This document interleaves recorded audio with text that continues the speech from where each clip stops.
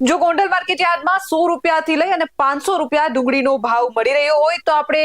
વિચાર કરી શકીએ કે અન્ય માર્કેટિંગ યાર્ડોની ડુંગળીના ભાવને લઈને શું સ્થિતિ હોઈ શકે છે। 500 રૂપિયા ભાવ મળવો ડુંગળીનો એ સારી બાબત છે, પરંતુ ઓછી ક્વોલિટી જે સારી ક્વોલિટીની ડુંગળી નથી એમનો 5 રૂપિયા કિલો એ જો 100 રૂપિયા મણ ભાવ મળતો હોય તો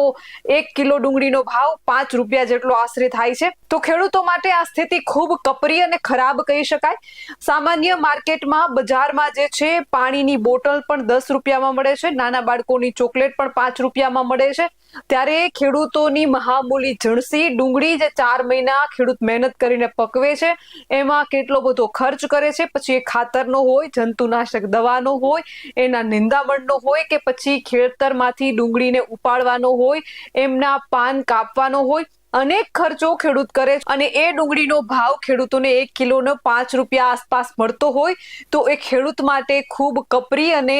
અઘરી સ્થિતિ કહી શકાય। ત્યારે માર્કેટયાર્ડમાં ડુંગળીની આવક તો વિપુલ પ્રમાણમાં થઈ રહી છે, પરંતુ ખેડૂતોને પૂરતો ભાવ હજુએ મળી રહ્યો નથી। ન માત્ર ડુંગળીની આ સ્થિતિ છે, પરંતુ મોટા ભાગની જણસીની આ જ સ્થિતિ છે।